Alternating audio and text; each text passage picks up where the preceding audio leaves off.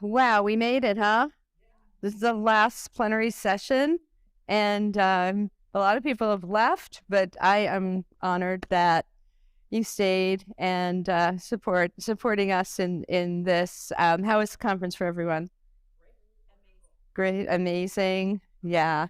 Thank you all so much for showing up and for being part of this wonderful community. So meditate together. I am the Meditate Together community manager at Mindful Leader. And so this is actually a Mindful Leader program. We call it our community of practice. And we are here to provide support and compassion and the cultivation of mindfulness. This is a global community. So we have members from all over the world. It helps to allow people to create a sustainable meditation practice.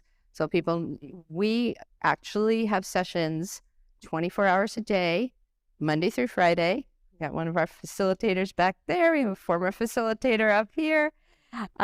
We actually do 30 minutes of live meditation every hour on the hour. So there are 120 facilitators involved in this program. And it gives everybody this regularity, this connection into mindfulness. It's really been kind of an honor for me to serve in this capacity. I started as a facilitator, and I've been managing the program for over 1.5 years now. So I'll tell you a little bit more about what we're going to do here today. First of all, where were you in March of 2020? Caribbean. Good for you, the Caribbean. Where was everyone else? Pregnant. I love it.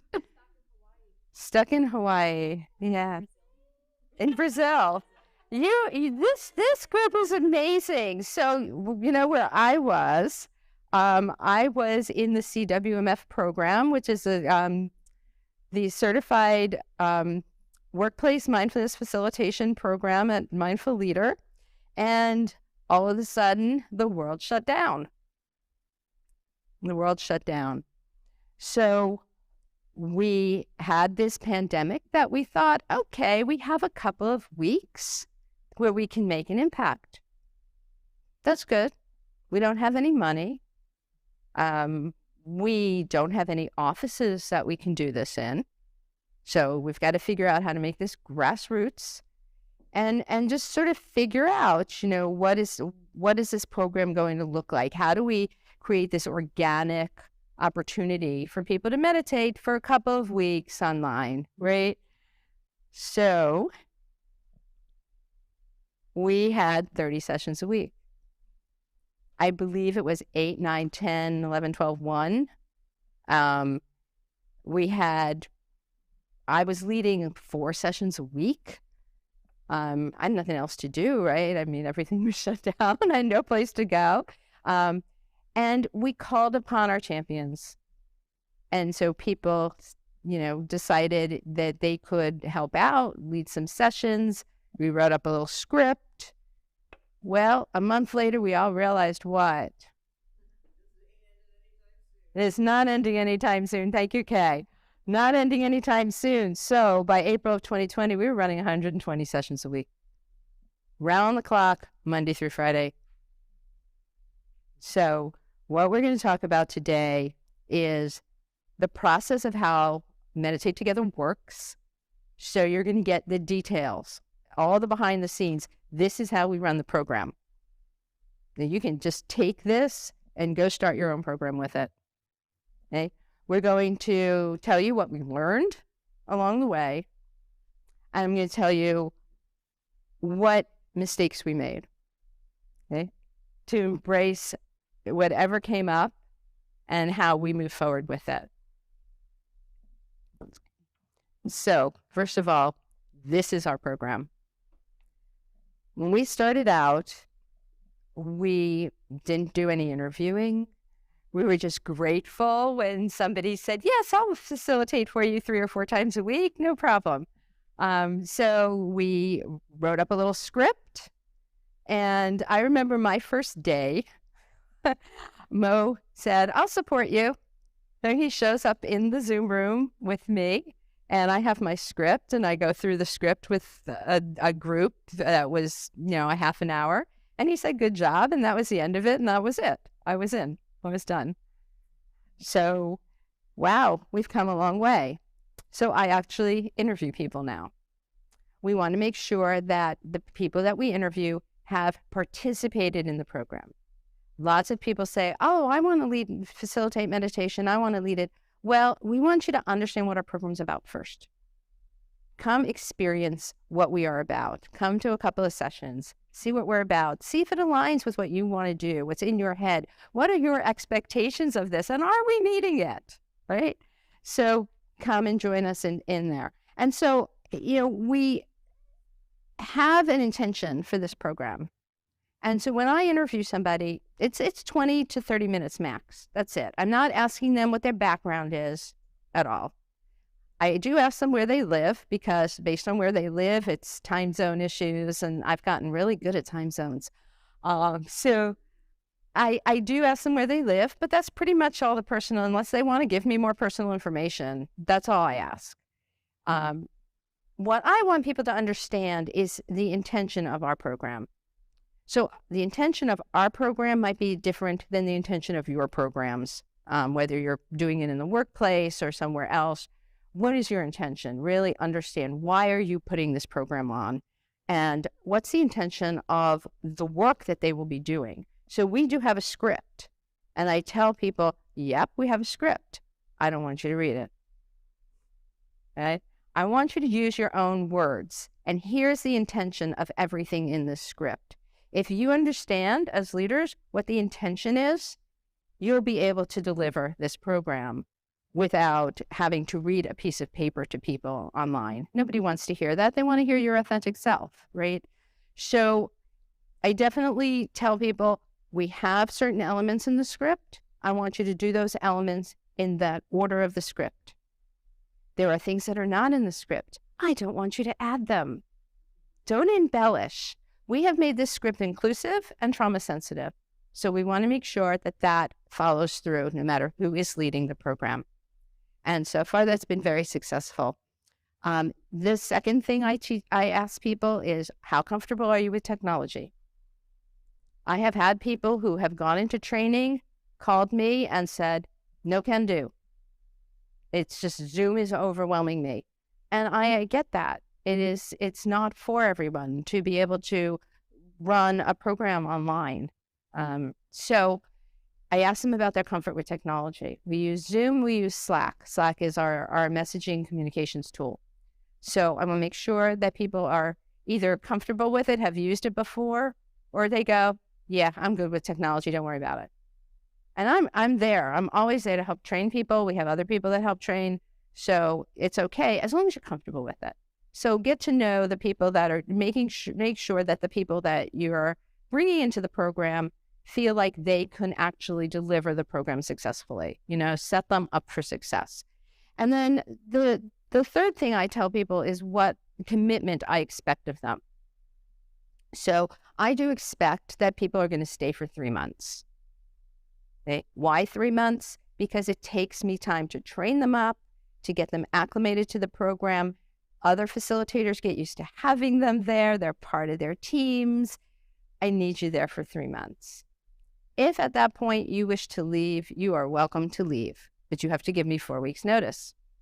So you might give me 4 weeks notice at the end of 2 months and say, I'm going to be done at 3. That's fine. So why do I need the 4 weeks notice? Again, because there's a bit of disruption when I have to bring in new facilitators. So I recognize that I need that time and I need this person's commitment. The other thing is, if I give them a time slot at 10 a.m. and 2 weeks later they say, hey, I saw something opened at 8 p.m. and I want to move there. Well, the people at 10 a.m. just train them up. And, do I really want to make them train another person up right away? Nobody is getting compensated for their time. So it's not right to go into one group and 2 weeks later say, I'd rather be in another group. That group gave their time and effort to you to train you up. Please stay for 3 months. The other thing I tell people, if you want to stay longer, do not even tell me. You are just welcome to stay as long as you like. We still have facilitators that have been with us since March of 2020. So, love to have people stay. Okay? The second part of the program is the training. And we used to do this by the seat of our pants. Like I said, somebody would come online with you and go, yeah, you did a good job. Okay? Now we actually have a formal training. It's 30 minutes. It's self-paced. It's a little bit of text to read and a video of me. The reason we went to an online training program is because a facilitator is doing two things at once. One is they're managing the community. The other is they're managing the technology. So I bring that together in the training so that they understand, oh, at this point in time when I'm saying this, here's what I need to be doing. And they can see me doing it online. So they can see how I mute people. They can see, how I log in. They can see how I change my name. We even have people, instead of logging in with any old name, whoever's hosting that facilitation, it says Dori, facilitator.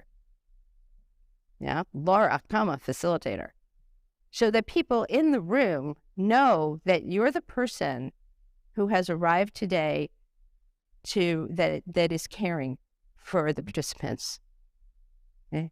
So I definitely think that, it's really important to put people through a training where they can experience exactly what they're going to be doing for that half hour online. Okay? And when they're done with their training, we do an onboarding. And the onboarding is not done by me. Okay? The onboarding is actually done by the teams. So we have leaders within the program. So there's opportunities for leadership in the program. And the leaders do the onboarding. So the hardest thing about getting people to work on Zoom is to get them to log in properly. Now, that doesn't sound hard, right? It's hard. We used to have 24 different Zoom channels, one for each hour of the day, because we had free Zoom accounts. And like I said, we were on a shoestring, so that's what we needed to do. We've recently switched that up. We have one paid account, and we have an anytime meeting. So at any time, any facilitator can go in and take what Zoom calls a host key and get the privileges to be the host of that Zoom meeting. And it's a nice little hidden feature in Zoom that we've taken advantage of. But we do have to have a meeting with a new facilitator, and we tell them, meet us on Zoom at this time. So I do a lot of emails to make sure that every one of these steps is really clear. So you get one email when I want to interview you. You get one email that's just training. Here's what you do for training. Let me know when you're done. Then next step, onboarding. They get an onboarding email. The onboarding email reminds them, this is what you signed up for. Here's the day and time you signed up for. Here's when you're starting. Here's your team lead, so you know who it is that you need to contact. You're responsible for contacting them. We're not going to chase you down. You don't show up, you don't show up.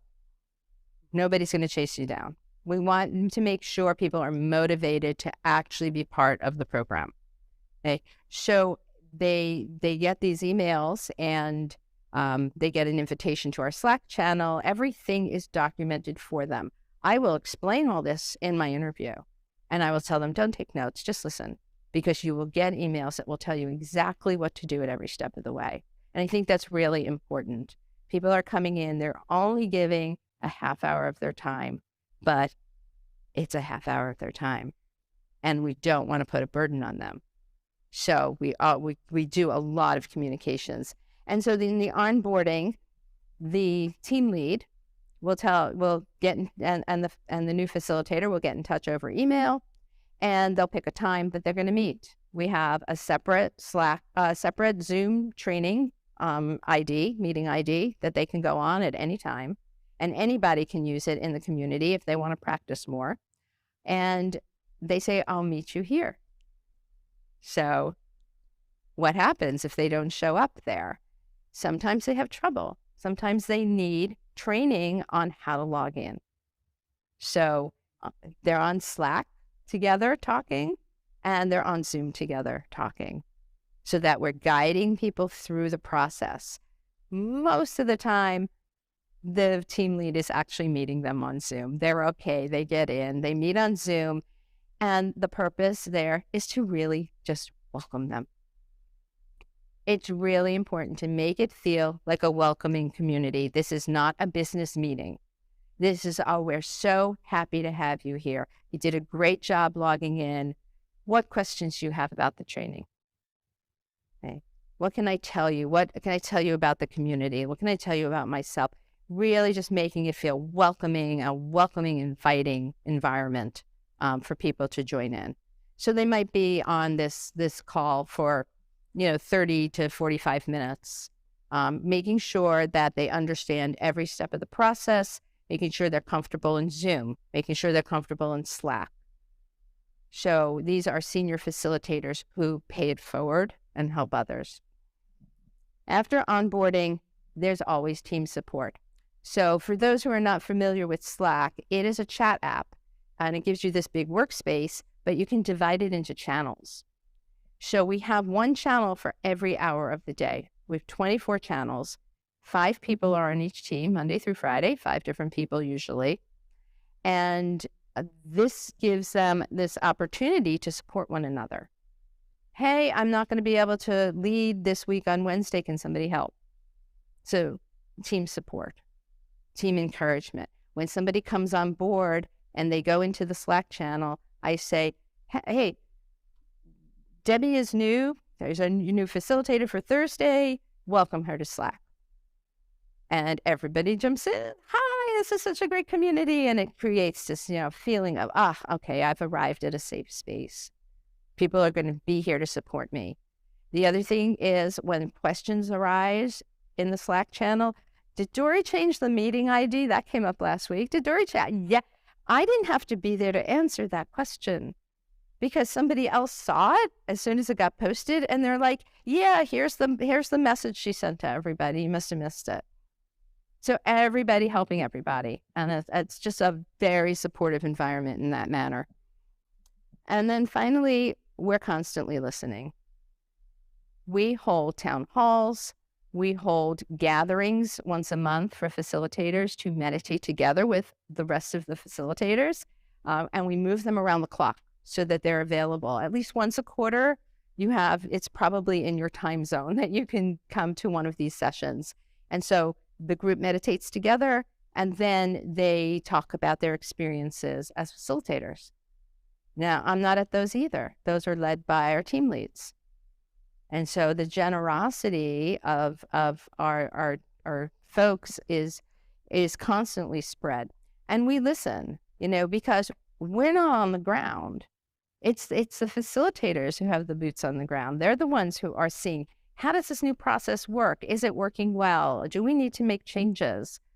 We just had a facilitator town hall the other day, and it was really informative to hear because we made a huge change to the program, and we changed how people were logging in, and we got, here's everything that's working great. Here are things we'd like you to reconsider, and we get to have a dialogue. Well, we did that because of this intention. Oh, okay. But maybe it's not working. So maybe we need to step back and decide, is there a better way to do it? Sometimes there is, sometimes there isn't, but everyone feels heard. They're part of the community. Mo and I are in that meeting, but we're there to listen. It's like, just speak up and, just start talking. So it's a really great supportive environment, and we evolve the program over and over again. We've evolved the script many, many times. We've evolved the process many, many times. We've even changed how people join as members. So always listening. What we learned is that we need to make it really simple. Simple to bring on facilitators, simple for for the public to participate. We want to remove all the roadblocks. It's really easy to say, let's micromanage this and make people do it in a certain way. And really, there's a lot of collective wisdom out there. Let people, give them the guidelines, the parameters, the intention, let them run with it, and make sure that the program doesn't overwhelm them. Just always keeping it really simple. So one of the ideas that came up in our town hall the other day was, it's really hard to follow the Slack threads in coverage, because like 3 people might post at once, I need coverage for this day or that day or the next day or next month or whatever. And they're all just kind of intermingled in Slack. Now, I'm not really sure what the answer is. I'm sure there's a technology answer that's going to help us get through this somehow, but we recognize it's not simple enough. If it's too much of a burden, we need to reconsider it. We might not find a solution, but we're listening, always listening. The second thing we learned is allowing. We want to tap into the power of the community. And it's not about, for us, the intention is not how can I serve, it's how can we serve. So take all the ego out of it. What can the community do? What can we do organically to build up this community? So it's not about any individual facilitator saying, what can I do? It's about being a part of the community and stepping up from the community, saying, I'm serving my community. Okay. Next is silence. We all love silence. We do not tell people how to meditate. We don't teach people how to meditate. This is a place where they come in order to build a sustainable practice. So we do 20 minutes of silent meditation. You may queue up a guided meditation if you like, because I will be muting you. If you want to queue up music, that's fine. You want to do some yoga moves, that's fine. Whatever you would like to do, you do. Facilitators do not guide. They do not do any guidance in the meditation. It's completely silent. And we mute everyone and we say, we're setting a timer for 20 minutes. I'll let you know when it's up. They get 20 minutes in silence to do whatever is most supportive to them. And this is our attempt, and a very good one, at making it inclusive and trauma sensitive. So instead of worrying about a particular script during meditation, and is it going to trigger? Is it inclusive enough? Are we leading with spirituality versus, secularism? Instead of worrying about all that, remember I said, keep it simple. You may meditate in silence for 20 minutes, and I'll let you know when the time is up. And some people want to turn off their camera while they're meditating. That's fine. They leave it on, they turn it off, they're sitting in the dark. Doesn't matter. Whatever is supportive to them. Giving your participants as much choice as possible in how they spend that time. And that's what keeps people coming back. They have a choice. We learned about transparency. People are very passionate about serving. So we feel very passionate about sharing how things are going. Okay? So we share our statistics. You're there to serve 20 people who show up that day or 1 person who shows up that day. We do not judge. We do not have any challenges where people try to have more participants than others. None of that. You're there to hold the space. And whoever shows up, shows up. And if no one shows up, meditate. Meditate yourself. You don't have any competition here. So, how do we keep people in service, tapping into their passion, making sure that they're not overextended. I said we created opportunities for leadership, all of those things. And then we make sure that we trust them. We trust that they're doing their jobs. We share the information out. We tell them, we track attendance. We tell them all of this data. We share everything. Once a week, I send a separate email out to all the facilitators. I thank them for their service. I tell them what's going on. I tell them if something is changing, and I give them lots of notice. We found out that 1 week's notice that something is changing is not sufficient for a team this large. We need 3-4 weeks notice that something is changing, and it's much appreciated. And that came out of the community. community said, if we're going to make big changes, you need to give us more notice. Okay. Sometimes people aren't around and it takes some time to get around to the emails and look at it, right? So transparency is really important. And reliability, finally. We have to run every session.